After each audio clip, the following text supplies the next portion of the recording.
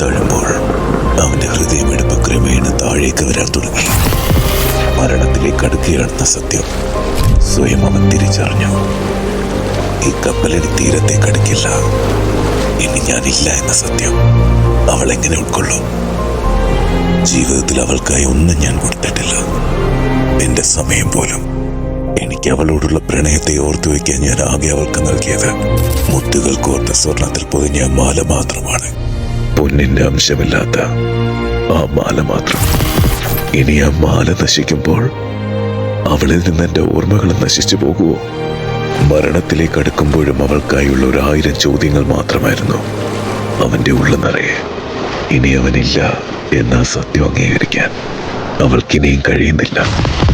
ഒരു നിമിഷം കൊണ്ട് ജീവിതം അവസാനിപ്പിക്കാൻ തുടങ്ങിയ അവളെ തടഞ്ഞത് അവന്റെ ആ ഓർമ്മയാണ്.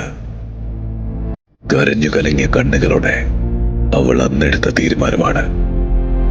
അഖിയുടെ ഓർമ്മകൾ ഈ ഭൂമിയിലുള്ളിടത്തോളം അവന് വേണ്ടി ഈ ഭൂമിയിൽ ഞാനും ഉണ്ടാകും. അത് മണ്ണോട് ചേരുന്ന ആ നിമിഷമാണ് എന്റെയും അവസാനം. അങ്ങനെ ദിവസങ്ങൾ കടന്നുപോയി, മാസങ്ങൾ, വർഷങ്ങൾ.